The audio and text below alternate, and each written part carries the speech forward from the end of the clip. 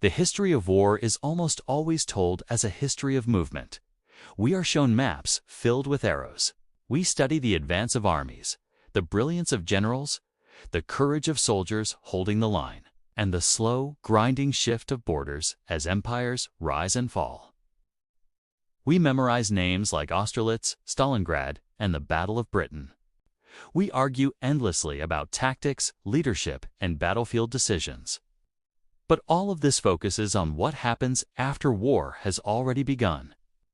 There is another conflict, far more decisive, that unfolds long before the first shot is fired, and it continues quietly, relentlessly, long after the smoke has cleared and the cannons fall silent. It is not fought with rifles or artillery. It is fought with spreadsheets, bonds, and balance sheets.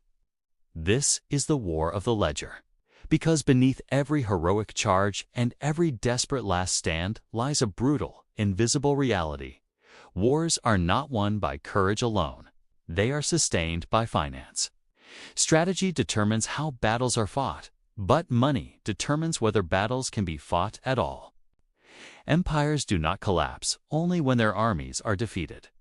They collapse when their treasuries are emptied, their credit evaporates, and their currency loses meaning. When that happens, even the greatest military power in the world begins to rot from the inside. Before a nation loses on the battlefield, it almost always loses on paper. There is an old saying, often repeated in military history: armies march on their stomachs. But that proverb is incomplete. In reality, armies march on money. You can have the most brilliant tactical mind of a generation. You can have soldiers willing to fight, suffer, and die for their country. You can even win battle after battle. None of it matters if the treasury is empty. None of it matters if creditors refuse to lend, if inflation destroys wages, or if the currency in your pocket becomes worthless paper. At that point, victory on the battlefield becomes irrelevant. History is ruthless in this way. A state can survive military defeat. It can rebuild armies. It can redraw borders. But when its financial system collapses, when confidence in its money disappears, the state itself begins to dissolve. Governments fall. Society fragments. And empires die, not with a dramatic explosion, but with a quiet accounting failure. This documentary strips away the romance of war to examine its most unforgiving truth. War is the most expensive activity human beings have ever invented. And how a nation chooses to pay for it often determines whether it survives or destroys itself in the process.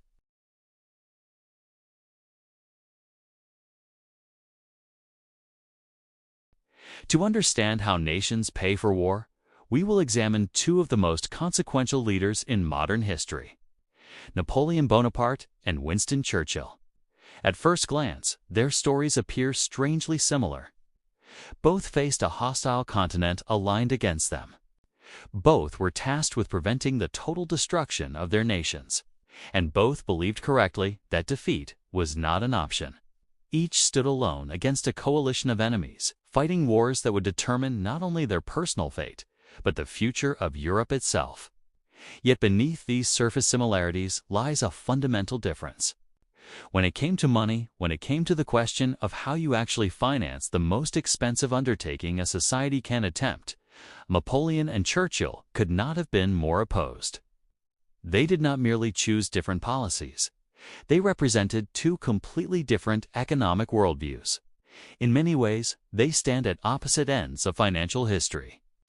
One was the last great champion of hard money and fiscal purity. The other became the architect of modern war finance, a system built on debt, leverage, and promises extending far beyond the present generation. Their conflict was not just military, it was philosophical. Napoleon and Churchill did not merely disagree on tactics or strategy, they disagreed on the very nature of money itself. For Napoleon Bonaparte, money was something physical, something real. It had weight. It could be held, counted, and locked away. To him, national strength was measured in the tangible bars of gold, silver coins, and full vaults. Debt was not a tool. It was a weakness, a moral failing that chained governments to bankers and foreign powers. Churchill believed the opposite. To him, money was not a sacred object. It was an instrument, social agreement that could be bent, stretched, and even sacrificed if survival demanded it. He understood that money only has value as long as the state itself exists. And if the state fell, no amount of fiscal discipline would matter. Napoleon believed wars had to be paid for with the past, with wealth already earned and already conquered. Churchill believed wars could be paid for with the future, with promises, obligations, and debts that might never truly be settled. These two beliefs would shape not only how they fought their wars, but how their nations lived or collapsed after them. Economic policy is rarely born in classrooms or textbooks. It is forged in crisis. For Napoleon Bonaparte, that crisis was the French Revolution. But for the average French citizen, the true horror of the 1790s was not political, it was economic. The revolutionary government was desperate for money. They issued a paper currency known as the assignat, supposedly backed by land confiscated from the Catholic Church. On paper, it seemed rational. In practice, it was catastrophic.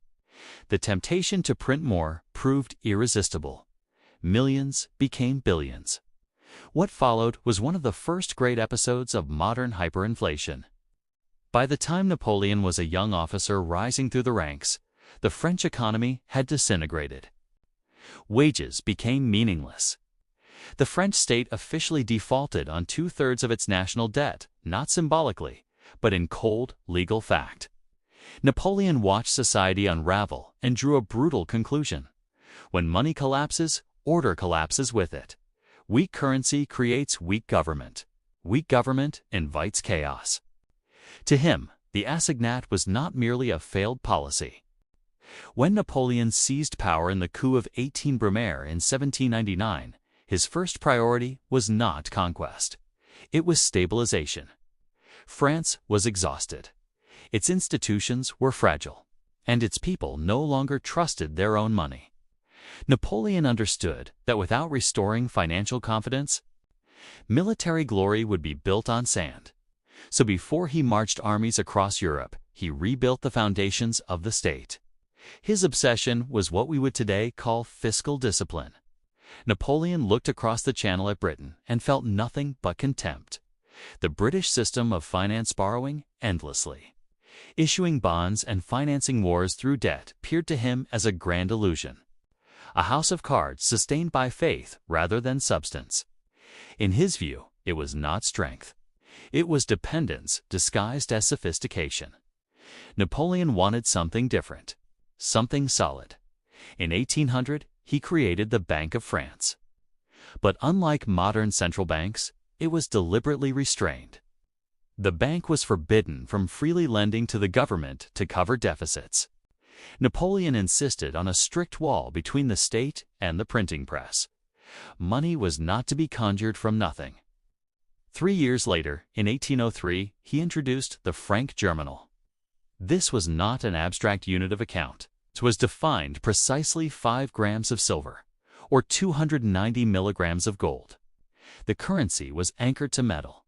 It could not float. It could not inflate. And remarkably, it held. For over a decade while France fought nearly every major power in Europe, Napoleon maintained a stable currency. Inflation was minimal. Confidence returned. In an age where war usually destroyed money, Napoleon achieved the opposite. It was an extraordinary accomplishment, and it came at an extraordinary cost. Napoleon's financial discipline created a problem that could not be ignored. War is the most expensive activity a state can undertake. It consumes resources at a rate no peacetime economy can sustain. Hundreds of thousands of soldiers had to be fed every day. Tens of thousands of horses required grain and fodder. Gunpowder had to be manufactured, cannons cast, uniforms sewn, and supply lines maintained across entire continents. A single campaign season could devour sums measured in the hundreds of millions of francs. And yet, Napoleon refused the two tools that every other government relied upon in wartime: He would not print money, and he would not borrow it. To Napoleon, debt was submission. Borrow from bankers, and you become their servant. Borrow from foreign states, and you surrender sovereignty. Financial independence. Napoleon solved the problem of war finance by turning war itself into a business. Victory was no longer just a military outcome. It became a revenue stream. When the Grand Army marched into foreign territory, it did not simply defeat enemy forces. It audited enemy states. Conquered governments were not merely humiliated, they were invoiced. Massive war indemnities were imposed, payable not in promises, but in gold, silver, and hard assets. Austria was forced to surrender millions of francs after defeat. Prussia, crushed in 1806, saw its treasury completely drained. Taxes collected from occupied cities no longer flowed to local governments. They were redirected to Paris. Napoleon did not stop at state finances. Art was seized. Silverware was melted down. Church treasures vanished. Even private banks were emptied under military supervision. Every conquered economy became a sponge, and France was the hand squeezing it dry. To manage this flood of wealth, Napoleon created a secret financial structure known as the domaine extraordinaire, the extraordinary domain. This was a war chest entirely separate from the French national budget, filled exclusively with the plunder of Europe.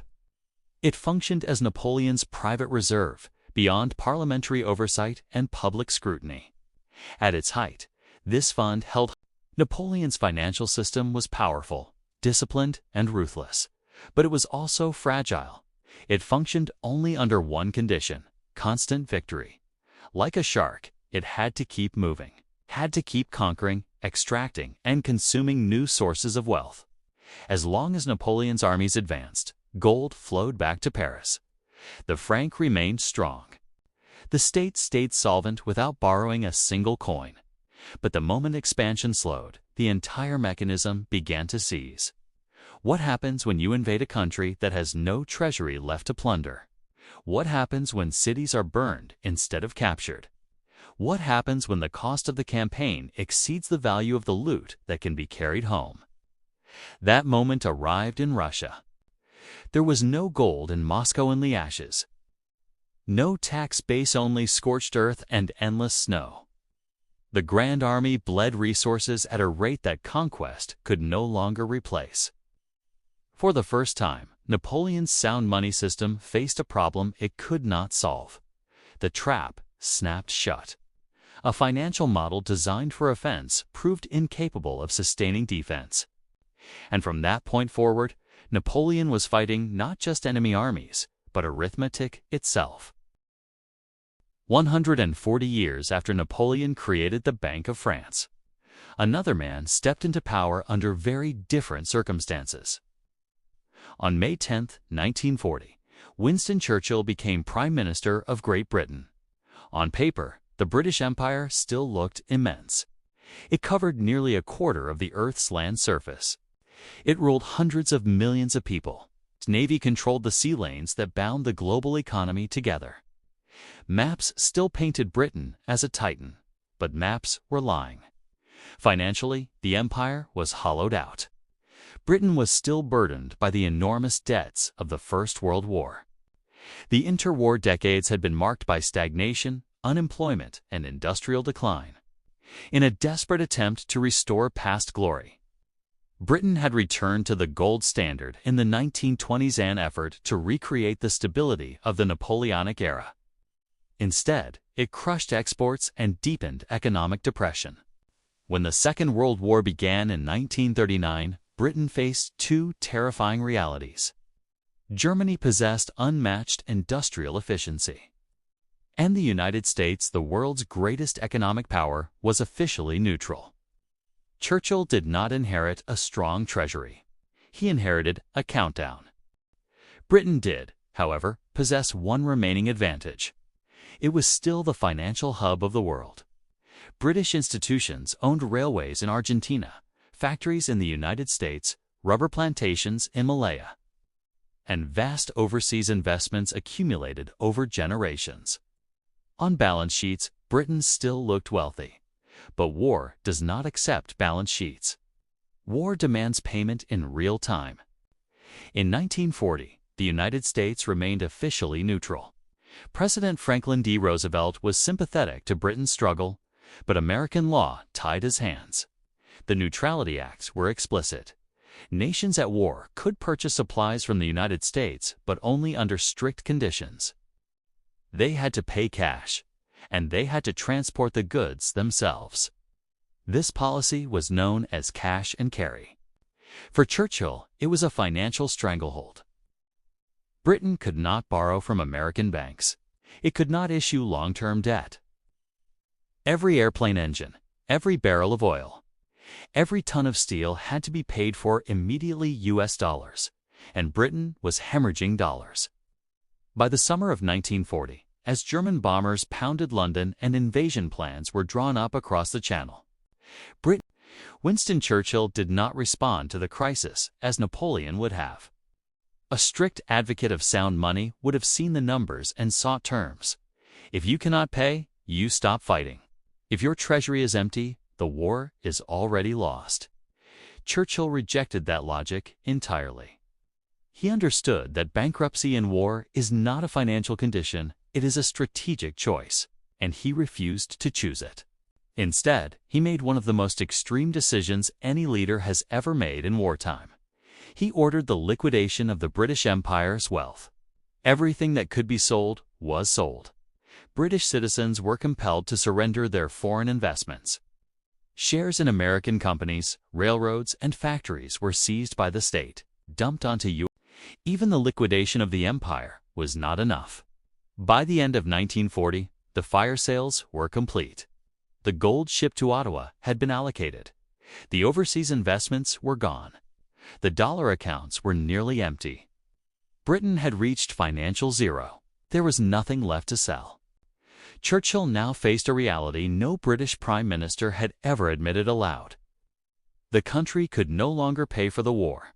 Not tomorrow. Not next month. Now, so he did something unthinkable by Napoleonic standards. He sat down at his desk at Chequers and wrote a letter to President Franklin D. Roosevelt. He did not ask for a loan. He did not ask for charity. Instead, he laid out the truth with brutal honesty. Britain had fought to the absolute limit of its resources. Every asset had been spent in the defense of Europe. Every reserve had been exhausted. And now, payment was no longer possible. The message was clear, even if the words were carefully chosen. We are broke. Churchill placed the problem directly on Roosevelt's desk. If the United States wanted Britain to keep fighting, if it wanted a front line against Hitler, Franklin D. Roosevelt now faced a political and economic dilemma. The United States was not yet at war. Public opinion was divided. Congress was wary of being dragged into another European conflict. Any direct loan to Britain would look like favoritism and might violate American neutrality laws. So Roosevelt did something extraordinary. Reframed the entire problem. To sell his solution to the American public, Roosevelt used a simple analogy. He asked them to imagine that a neighbor's house had caught fire. If you owned a garden hose, would you demand payment before handing it over? Or would you lend it to put out the fire, expecting to get it back afterward? I don't want $15, Roosevelt explained. I want my garden hose back after the fire is over. This was the logic of Lend-Lease. Under this system, the United States would supply Britain with weapons, food, fuel, and raw materials without immediate payment. Tanks, planes, and ammunition would flow across the Atlantic not as commercial goods, but as instruments of survival. Britain would not pay in money. It would pay by continuing to fight. Lend-Lease shattered centuries of economic tradition. It replaced transactional exchange gold for goods with something entirely new. An ideological economy. Weapons were no longer sold. They were deployed in defense of a shared outcome. This was the birth of modern war finance, and it ensured that Britain would not fall. Long before Churchill bet the future on American credit, Napoleon had already attempted to destroy Britain financially. He knew he could not invade the British Isles. The Royal Navy made that impossible. So instead of attacking with soldiers, he attacked with economics. Napoleon believed Britain was a nation of shopkeepers. Its power, he assumed, rested on trade. Cut off its customers, and the entire system would collapse. Banks would fail, credit would evaporate. Britain would be forced to beg for peace. This logic gave birth to the continental system. Napoleon banned all European nations under his control from trading with Great Britain. British ships were barred from ports across France, Spain, the Netherlands, Prussia, and much of continental Europe. In theory, Britain would be strangled economically. In practice, the opposite occurred. By severing access to British goods, Napoleon did not just harm Britain, he devastated the economies of his own allies. Merchants in Amsterdam and Hamburg went bankrupt. European consumers lost access to affordable textiles, sugar, coffee, and manufactured goods. Smuggling exploded. British products became so profitable on the black market. Napoleon's greatest economic mistake was not moral. It was conceptual. He believed power flowed from possession of land, of gold, of silver locked inside vaults. If Britain lost its physical wealth, he assumed the state would collapse. But Britain was no longer operating in that world. London had evolved beyond bullion. Its power lay in networks, banks, insurers, shipping firms, and credit relationships that spanned the globe. When continental Europe closed its doors, Britain did not suffocate. It adapted. Trade routes shifted to South America, India, and Asia. Credit expanded. Banknotes multiplied. Britain borrowed, leveraged, and kept moving. Napoleon waited for a British banking collapse that never came. He was fighting a 19th-century financial war against an opponent already experimenting with 20th-century tools. Churchill understood this instinctively. Churchill did not repeat Napoleon's mistake. The British blockade of Germany was not designed merely to stop trade. It was engineered to suffocate the German war machine at its most vulnerable point. Modern war was no longer powered by gold. It was powered by oil. Britain understood this. It's by securing the Middle East and maintaining control of the Atlantic sea lanes. The Allies ensured a steady flow of petroleum from Texas and beyond. Allied factories ran at full capacity. Tanks rolled. Aircraft flew. Germany, by contrast, slowly bled fuel. Without sufficient oil, divisions could not maneuver. Aircraft could not train. Tanks became immobile steel monuments. The German economy was not bankrupt. For Napoleon, the end came not with a single catastrophic defeat, but with financial exhaustion. By 1813 and 1814, as Allied armies pushed steadily into France, the machinery that had funded his empire began to fail. The territories that once supplied gold, taxes, and indemnities were gone. There was nothing left to extract. The domaine extraordinairement overflowing with the wealth of Europe was empty. For the first time, Napoleon had to turn inward. He attempted to raise taxes inside France, but the country was exhausted. After 2 decades of nearly continuous war, the population resisted. Compliance gave way to resentment. The social contract that had been sustained by low domestic taxes collapsed. Printing money was not an option. The memory of the assignats still haunted the French public. Any hint of paper money triggered panic. Confidence evaporated instantly. Napoleon, trapped by his own principles, found himself unable to finance a defensive war. His system had been built for expansion, not survival. In the end, Napoleon was defeated not only by enemy armies, but by arithmetic. He abdicated, leaving behind a France that was smaller, poorer in people, and scarred by war but remarkably free of debt. Ironically, this allowed France to recover economically within a few years. The nation paid off its indemnities quickly. The currency stabilized. The future was not mortgaged. Napoleon lost his empire. But he did not bankrupt his country. Churchill's story ends where Napoleon's begins. Britain won the war. Nazi Germany was defeated. Europe was liberated. The British state survived its greatest existential threat. But survival came at an enormous cost. By 1945, Britain was the largest debtor nation in the world. The Lend-Lease program ended abruptly the moment the war was over. Supplies stopped. The financial reality, long deferred, crashed back into view. Britain's economy was shattered. Industrial infrastructure was worn out. Foreign reserves were gone. Rationing did not end with peace. It intensified. In 1946, bread was rationed in Britain for the first time, something that had not occurred even during the darkest days of the Blitz. Food, fuel, and consumer goods remained tightly controlled. The population endured austerity long after the guns fell silent. Britain was forced to negotiate a massive loan from the United States just to keep the lights on. The terms were so who was the better economic manager? If you judge purely by the numbers, Napoleon appears disciplined, even responsible. He balanced his books. He protected his currency. He avoided the corrosive burden of long-term debt. When he fell, France was bruised but solvent. The future, at least financially, remained intact. But his discipline was also his undoing. Napoleon could not adapt. His system had no elasticity. It could conquer, but it could not endure. When expansion stopped, everything stopped. He prioritized the health of the currency over the survival of the regime itself. In doing so, he preserved the balance sheet but lost the state.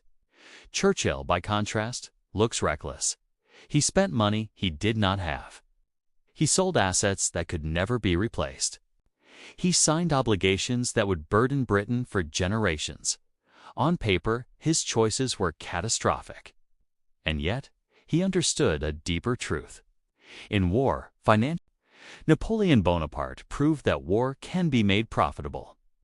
With discipline, conquest can fund conquest.